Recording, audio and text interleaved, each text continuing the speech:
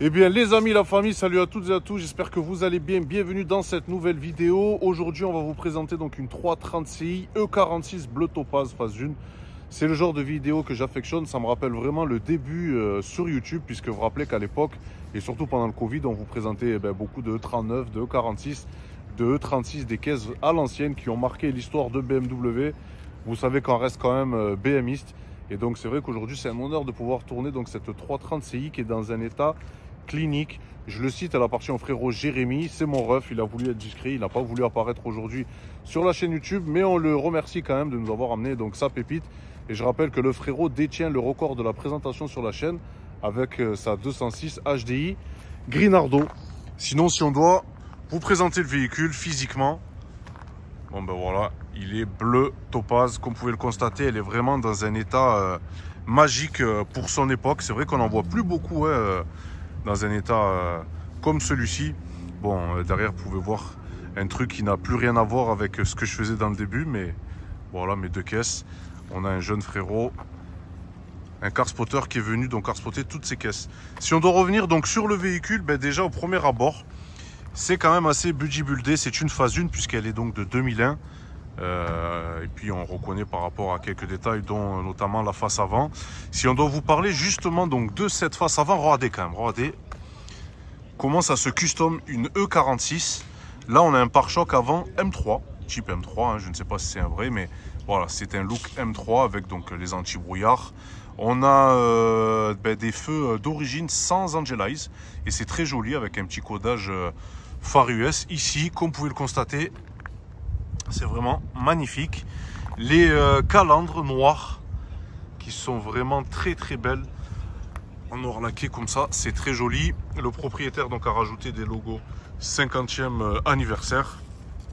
Le puriste va vous dire non, certains vont vous dire oui. Moi je trouve le combo de couleurs vraiment magnifique. Ça change des logos un petit peu qu'on peut retrouver en noir.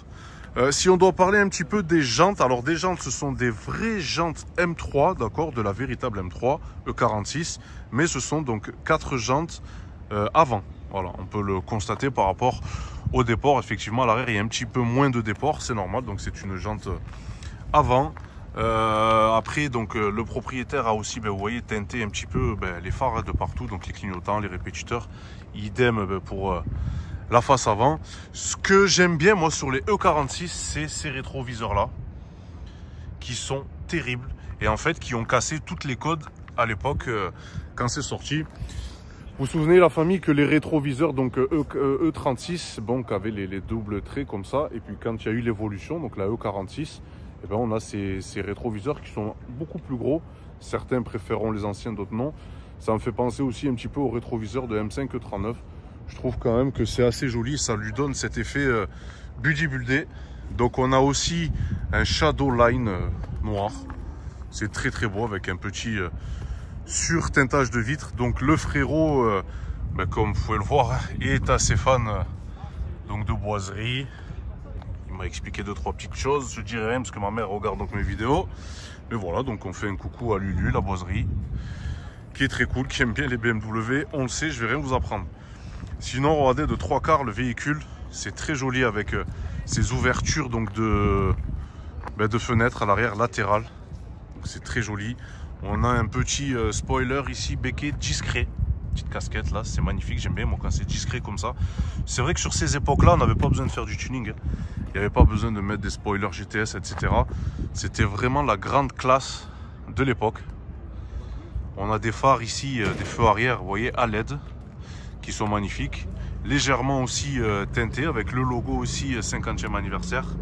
Et donc à l'arrière nous avons un pare-choc pack M, M2 comme on disait à l'époque, avec ces doubles sorties d'échappement sur le côté. Donc là aussi c'est pareil, moi je salue quand même le choix du propriétaire de ne pas avoir mis justement 4 sorties d'échappement pour faire une réplique M3. Ça se fait puisque certaines répliques sont quand même très très bien faites quand on regarde, elles sont très très bien faites. Mais là je trouve qu'en laissant ces 2 sorties sur la gauche, ça te rappelle, tu sais, l'époque où 2 sorties sur la gauche, c'est le 3 litres, il n'y a pas de copie de M3, etc. Voilà, on reste dans la voiture de puriste. Et ce que j'aime moi sur la E46, c'est qu'en fait, aujourd'hui en tout cas, si on doit la comparer à la E36 et à la E92, on a en fait une BM à l'ancienne, ça reste une vieille BM, mais avec quelques technologies d'aujourd'hui. Ce qui fait que je trouve que c'est vraiment le très bon compromis, puisque la E36, certains vont vous dire, ouais, c'est vrai que c'est trop vieux, les panneaux de porte qui tombent en lambeaux, etc., etc.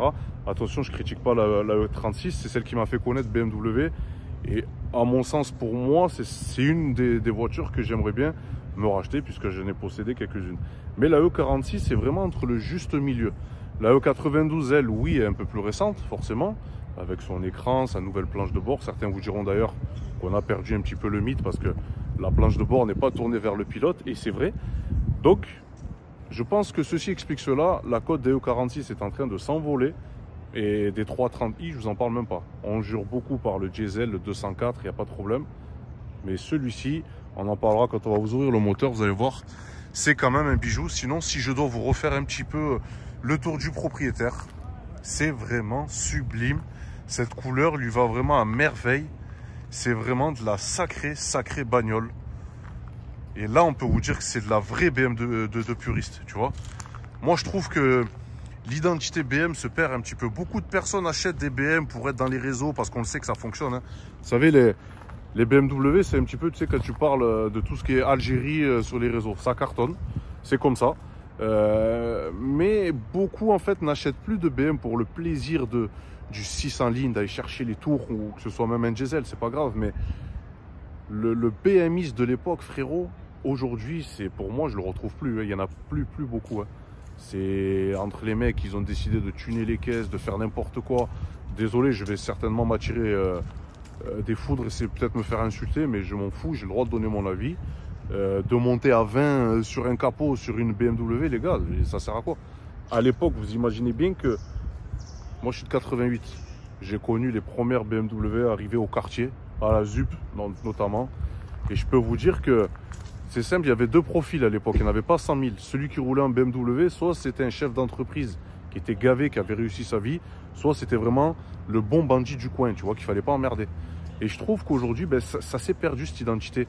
Le simple fait de penser que 10 mecs peuvent s'asseoir dans une BMW comme ça sur le capot, juste pour délirer, je trouve que c'est nul. Tu aurais fait ça sur la BM du frérot du quartier, tu serais pas là. C'est juste la petite parenthèse, je trouve que l'ADN BMW se perd. Le vrai BMiste, il n'est plus là.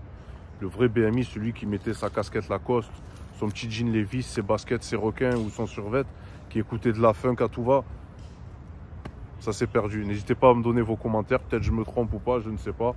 En tout cas, il reste encore quelques BMistes et je voudrais juste saluer l'équipe de CarPro.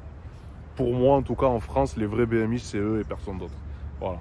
C'est vraiment des mecs, ils prennent la BM, ils la tordent, ils restent à l'ancienne sur leur style. Donc je les embrasse très fort parce que je kiffe leur contenu. Donc voilà pour l'extérieur de ce véhicule, la famille, qui est encore une fois sublime. Bon, la famille, là on retrouve une légende. Puisque je me rappelle qu'à l'époque, BMW avait fait donc une publicité où il disait qu'il n'y avait pas besoin de turbo pour sortir des chevaux d'une BMW. Et c'est vrai, ils l'ont toujours prouvé d'ailleurs, c'est pour ça qu'on est BMiste dans l'âme. Malheureusement, ben, le temps a voulu que maintenant on passe sur des turbos pour tout ce qui est consommation, pollution, etc. C'est bien dommage. Mais là, dites-vous bien qu'on reste quand même sur des moteurs de légende qu'on ne refera plus. Donc on est sur du 6 cylindres atmosphérique, 3 litres. Donc le fameux moteur M54 B30 qui développe 231 chevaux d'origine. Donc sur le véhicule, il y a eu une petite préparation toute légère avec un décata, une ligne, une gestion éthanol. Donc le véhicule a sorti 250 chevaux. Je peux vous dire que 250 chevaux, ça marche. Hein. On ira faire un petit essai du véhicule tout à l'heure, mais ça reste quand même quelque chose. Et surtout le plaisir d'aller chercher des tours et ce bruit métallique en haut qu'on peut retrouver du 6 cylindres qu'on ne reverra plus. Concernant les maladies en général de ces 6 cylindres, elles sont toutes communes. Hein. Il faut surtout surveiller le circuit donc de refroidissement, thermostat, pompe à eau. C'est une des premières choses à faire quand on achète ce genre de véhicule. Qu'est-ce qu'on a encore? Faire les vidanges aussi, puisque si on ne fait pas les vidanges en temps et en heure, souvent on peut retrouver un moteur qui cliquette, qui fait un peu de bruit. Et donc voilà, ça c'est à faire. Sinon, ça reste quand même un moteur globalement très très fiable. Il n'y a pas de secret. Là, on est vraiment sur une type de mécanique très fiable, à condition qu'elle soit respectée, que les temps de chauffe forcément soient très très respectés, et surtout les vidanges. Les vidanges, réduisez au maximum les vidanges. Quand un constructeur il vous dit la vidange c'est tous les 20 000, tu sais que tu peux réduire au moins par 2 si tu veux vraiment voir la vie de ton moteur un petit peu plus prolongée. Moi, je préconiserais même sur ce genre de vieille mamie de vidanger tous les 8 000. Une vidange, au final, quand on achète, ça prend quoi? C'est 7 litres, 6 litres 8, je crois, de mémoire d'huile. Tu vidanges tous les 8 000, tu es tranquille, tu préserves ton moteur. Tu vérifies ton liquide de refroidissement, la pompe à eau, le thermostat. Et en général, tu peux lui en mettre des kilomètres à la jeune mamie. Elle ne pourra que te dire merci. En tout cas, ça fait toujours plaisir de revoir des mécaniques comme ça, préservées, propres, comme celle-ci. On a vraiment de la chance de la voir aujourd'hui en tournage. Est-ce que tu as vu son... Ma barbiche. Je peux tourner là tranquille, c'est bon? C'est la barbiche de la classe. Bon, c'est les gars, vous êtes venus à R6, mais oh, c'est moi faire mon tournage, oh. Non, il y a le compact, il y a le même moteur. Là. M54 B30, et ça, au moins c'est une vraie voiture. Et pour ça, t'as refusé de la tourner. En plus, t'as préféré tourner ça plutôt qu'un. Moi, j'ai rien refusé du tout, frérot, je t'explique. Vidéo bordel. Ah, ma Civic, c'est pareil, combien de fois il m'a dit, ouais, t'inquiète, frérot, t'inquiète, on la tourne. Voilà, les gars, désolé, on est en présence de deux cassos. Mon ref, c'est promis, on va la tourner, ta caisse, t'inquiète pas, j'arrive. Ne t'inquiète pas. Bon, t'es sur le périph'. Non, j'arrive les gars, j'arrive. Bon, si on doit retourner sur cette jeune E46, la famille, c'est très dur de tourner dans ces conditions-là, mais ça fait plaisir. Bon, regardez un petit peu là les panneaux de porte pour l'époque. On était quand même dans du changement par rapport à une E36, mais c'était quand même un poil mieux fini. Concernant les sièges, là on a des sièges du Pacem, électriques, mémorisables. Donc ça c'est cool, c'était vraiment une superbe option hein, pour l'époque d'avoir ça. Bon, ça existait aussi sur certaines E36, attention. Mais en fait, la E46, si on regarde bien, elle est plus typée GT au final. Et c'est ce qui fait vraiment le charme donc, du véhicule. Là, regardez ici. Bon, le compteur sur ces 330 était gradué jusqu'à 240 km/h. Un peu plus moderne, plus récent par rapport aux aiguilles. Là, on a un volant, si je ne me trompe pas, phase 2. Pas Pacem, puisque le Pacem c'est siglé ici quand c'est Pacem, mais c'est un volant phase 2 qui est très joli avec les boutons ici pour régler le volume, le régulateur de vitesse, etc. Si on regarde au niveau donc de la console centrale ici, alors je suppose que cette autoradio n'est pas d'origine, ça doit être un Android, et tant mieux parce que c'est vrai qu'on retrouve quand même un peu plus de modernité, mais ce qu'il y a de bien, c'est que quand même ce genre d'autoradio conserve le look de l'ancienne. Et ça, c'est cool. Donc, on a le look de l'ancienne avec la technologie d'aujourd'hui. Et c'est ce que j'aime bien. On a ici donc la console pour régler donc la climatisation. Les 4 vitres ici, enfin les 4 boutons de lève-vitres. Les 2 vitres qui descendent donc devant et à l'arrière. Simplement des vitres latérales. Et ce qu'on a, donc ce que je vous disais tout à l'heure par rapport à la E46, c'est qu'elle conserve cet ADN BMW dans le sens où on a quand même le tableau de bord qui est tourné vers le pilote. Et c'est vrai que c'est la particularité de BMW depuis beaucoup de générations. Et donc on conserve cette chose-là sur cette E46. Les rétroviseurs, vous voyez, je trouve que ça le fait. Ça le fait vraiment. Voilà donc pour cet intérieur où on vous a fait une petite présentation. Vous voyez là à mes pieds un petit peu de fantaisie au niveau des pédales. C'est très joli. Ici on avait donc un vide-poche. Où à l'époque on pouvait mettre beaucoup de francs. En tout cas ouais, ça reste quand même une très belle voiture. Et encore une fois, le bon compromis entre une E92 et une E36 pour les plus indécis. Bon les amis, on va donc aller faire ce petit tour de cette E46. Je vais pas caler, j'espère. Non, ça va, on est bien. On passe entre les deux là. Bon déjà, moi au niveau des sièges, je suis bien. Je reconnais que sur j'avais une 36 et je trouvais que les sièges étaient un peu plus paquets, plus serrés. Là, honnêtement, on est plus typé GT. Donc franchement, ça le fait. J'aime beaucoup. Au niveau des amortisseurs, je sais pas ce qu'on a de l'origine, pas ressort court. Ressort court. Ressort court, ok. On a embarqué le jeune Jérémy avec nous, histoire de, pour qu'il me tienne la caméra aussi. Wow. Ouais. Oh. Voilà. J'ai toujours dit que j'enlevais mes lunettes pour mes essais routiers. Les amis, elle a un couple vraiment de folie. Mais vraiment. Le coffre qu'elle a en bas régime, c'est vraiment chaud. Là, je suis en 3e. À moins de 1500 tours, j'écrase la pédale. Oh, oh.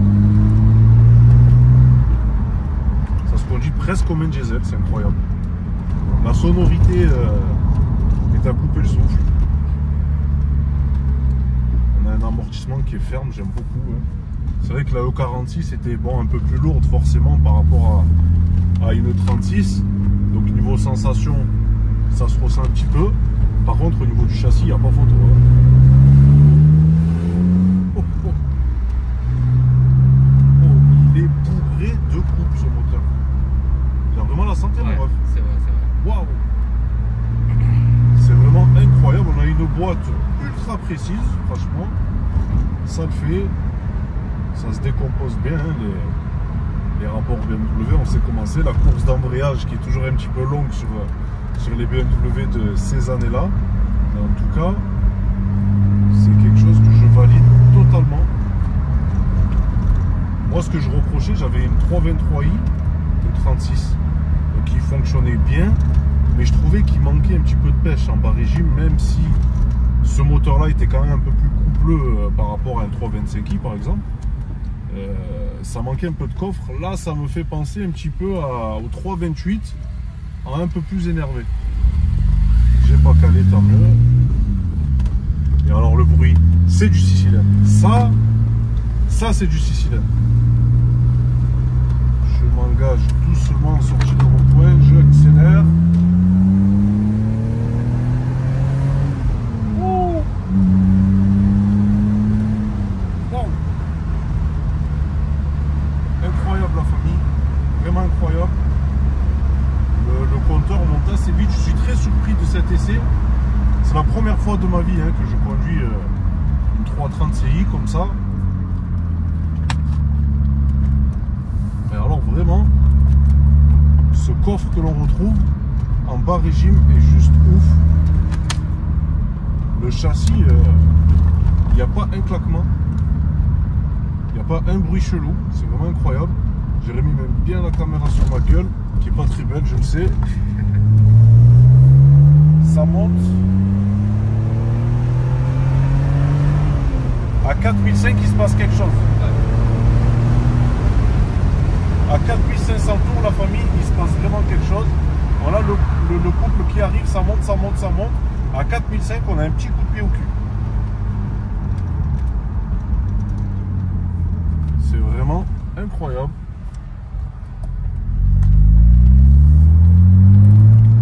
Ah, je valide totalement l'essai de cette voiture. Et je comprends pourquoi ça vaut des sous. Hein. Il y en a qui te disent oui, mais c'est cher. Ouais, mais les gars, ça c'est un véhicule qu'on ne refera plus. Ouais, je vais leur tenir un petit peu la cam pour qu'ils voient bien. Je peux aller jusqu'à 6500, 7000. Ouais. Ouais. Bon, après, tu sais, moi, j'ose pas trop, comme c'est pas...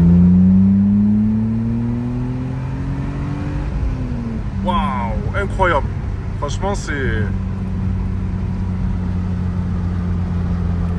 Vous avez vu un petit peu... Moi, j'aime beaucoup ces rétroviseurs M3. Hein. Ça le fait. Tu sais que t'es dans une BM pas normale, là, mon ref, tu vois. Allez, on va s'en faire une petite dernière. Pour la route, puis après on parlera un petit peu prix, ce que ça coûte, ce qu'on retrouve en occasion, etc. par rapport à d'autres caisses, parce que ça reste quand même très intéressant.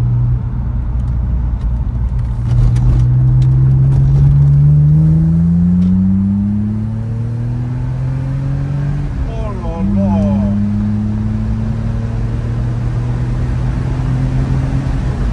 Oh là là! C'est extra. Ça me rappelle pourquoi à l'époque on jurait et on jure toujours par BMW. Hein. On peut faire ce qu'on veut, quand on est piqué, mais ah, ça reste une voiture vraiment exceptionnelle, sensationnelle. Hein. Oh, oh.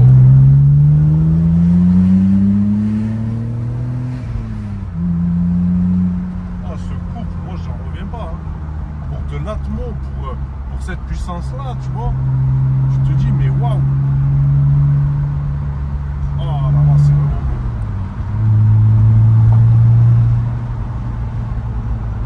Ah, je valide.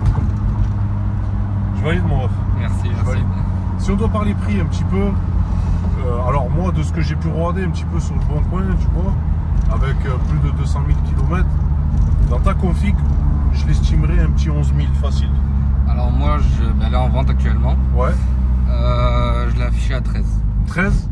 Ok. Je reste ouvert aux négociations, ça Bien n'y a pas de sûr, problème. bien sûr. Mais Celle que j'ai vue, tu vois, à 11, c'était pas, il n'y avait pas d'équipement M3, il n'y avait pas de siège électrique, tu vois. après, moi, le point fort, c'est vrai que la carrosserie, la peinture, elle a été refaite. Ah oui, oui, oui. Les jantes oui. aussi. Ouais. Donc, je pense que ça peut lui donner un petit avantage en plus. Ah oui, oui, oui, oui, oui. Là, moi, quand je t'ai dit 11, c'est un chiffre, tu as vu, c'est ce que j'ai vu sans trop de. Tu vois, il n'y avait pas d'Android, pas une peinture refaite, pas de rétro M3, pas de demi-ligne. Ouais, je vois. Tu vois. Donc, c'est sûr que rajouter à tout ça, en tout cas, le bleu topaz, frère, on peut que valider la config du véhicule. Et là, c'est vraiment sublime. Et en fiabilité, on le sait, c'est 6 cylindres atmosphériques qui sont incassables. Et on peut sortir des watts. Hein. Là, tes chevaux, tu les as, c'est garanti. Parce que vraiment, elle a le chétan. Elle marche bien. Ouais. Elle marche vraiment bien. Et on peut en tirer encore beaucoup plus. Hein. C'est des moteurs qui se préparent très très bien.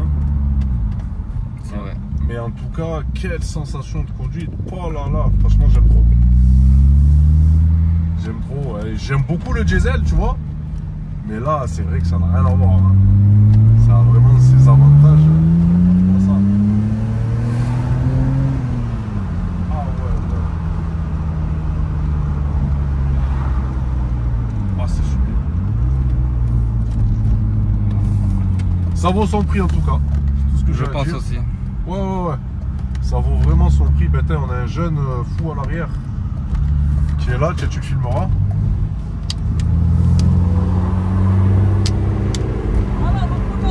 Ça va ou quoi? Qu'est-ce qu'il fait, Connor Junior? Quand tu veux, mon ref. Bon, là on a un jeune O'Connor Junior un peu fou que j'ai mis sur ce chemin tragique, maladif de la BMW, malheureusement. On aura certainement l'occasion de vous la tourner. En tout cas, la famille, je suis comblé, enchanté. Ça m'a rappelé mes premières vidéos YouTube où je tournais des BM de cette époque-là. Et c'est tout juste magnifique et je kiffe. Voilà. Et tu vois, ça, c'est vraiment un véhicule qui me conviendrait. Parce que j'ai quand même pris un peu de l'âge, tu vois. Ouais. Je tourne des vidéos depuis... ça fait combien la famille qu'on est sur YouTube? Ça doit faire un peu plus de 4 ans, je crois. Depuis le Covid 2020. Avant le Covid, je crois. Avant, au Covid, j'ai commencé. Ok. Ouais. J'ai commencé au Covid, ouais, c'est ça, un peu plus de 4 ans. Et c'est vrai qu'au début, on tournait beaucoup ce genre de voitures-là. Des voitures au final simples et de passionnés. Il y a beaucoup de choses qui ont changé, tu as vu, sur YouTube, sur les réseaux. Voilà, bon, moi, no comment, mais voilà. Et du coup, je trouve qu'on a perdu ce plaisir, tu sais, d'essayer des caisses de l'époque mythiques, tu vois. Aujourd'hui, on s'intéresse quoi? À une voiture qui va faire des vues sur Instagram. C'est vrai. C'est-à-dire Golf 7R, A45S, kit aéro, M2, 240i avec le kit Maxton, blabla, etc. Et je trouve qu'on a perdu cette âme. Et là, aujourd'hui, rien qu'à l'odeur, au bruit, etc., tu vois, ça me rappelle vraiment ma belle époque du début où je tournais des BMW, tu vois, du plaisir, sans que ce soit non plus des voitures excessives, tu vois, ou qui sortent, tu vois, sur un budget vraiment qu'on peut pas acheter. Ouais, je vois. Tu vois, une 46 aujourd'hui, si on bosse un minimum, on peut se l'acheter. Bien sûr. Tu le mérites, mon ref, tu as toujours travaillé depuis que je te connais, c'est tout à ton honneur. C'est gentil. Mais ouais, on est dans la passion, tu vois. Quand je parle longtemps comme ça dans une vidéo, c'est que je suis vraiment dans la passion, tu vois, regarde-moi ça. Regarde mon ref. Là, tu charges, tu prends la route, tu roules, tu es dans ta BM, tu mets un petit peu de son là, tu sais, un petit bon funky là de l'époque. Tu te régales, tu avales les kilomètres. Tu avales les kilomètres. Franchement, je valide cet essai. Et un petit conseil, la famille, achetez-les vite. Je pense que le prix ne va pas rester celui-là. Dans 4-5 ans, on en reparlera. Je pense qu'on sera choqué du prix des... Je pense aussi. Ouais, on sera vraiment choqué. De toute façon, c'est simple. Hein. toutes ces motorisations-là, elles suivent la M3. La 328i E36, pourquoi elle a pété? Parce qu'elle a suivi la cote de la M3 E36. Parce que c'est le modèle juste en dessous. Exactement. Donc là, le modèle du dessus, c'est la M3 E46. Vu que la M3 E46 a beaucoup pété, je crois qu'on est aux alentours des minimum 30 et c'est des merguez, tu vois. C'est pas à 30, t'as pas un truc de fou un E46. Donc forcément, le mec qui n'a pas les moyens de s'acheter une E46 à 30, 35, 40, même 42, et ben il va se dire quoi, sur un budget de moins de 15 000, j'ai quand même le petit bébé de la petite ça. M3, tu vois. C'est ça. Et donc voilà, il faut les acheter, je pense. Le prix ne va faire que monter et c'est tout à fait normal. Donc la famille, je vais juste vous refaire un dernier petit tour du propriétaire parce que franchement, ça a vraiment le mérite. Hein. Je vous refais un dernier petit tour de cette magnifique voiture. Pour moi, de légende. Et qui est vraiment très jolie. Sans défaut de goût en tout cas, pour ma part. Donc la famille, la vidéo s'achève ici. C'était vraiment un plaisir, j'ai kiffé. Bon, je ne vais pas encore vous dire tout ce que j'ai vécu, mais ça m'a fait vraiment plaisir de faire cette vidéo aujourd'hui de puriste. Ça me rappelle pourquoi j'aime BM et pourquoi j'aimerais toujours BM. Même si je roule en ce moment dans l'une des plus grosses japonaises, je pense. Enfin, en tout cas, moi, c'est ma légende à moi, mais là, ça me donne envie de me reprendre, tu vois, une BMW à côté de la GTR, un peu énervé dans ce genre-là. Donc la famille, merci à Jérémy encore une fois, qui a assuré, qui nous a ramené sa pépite, ça fait plaisir. Et puis voilà, n'hésitez pas à liker, commenter, vous abonner, vous savez que c'est ce qui fait plaisir, c'est ce qui fait perdurer la chaîne YouTube, puisque moi sans vous, j'existe pas, vous le savez. Et puis merci pour tous vos messages de soutien que je reçois à chaque fois. Ça fait vraiment toujours plaisir. Prenez soin de vous et on se retrouve bientôt pour de prochaines vidéos. Ciao, ciao!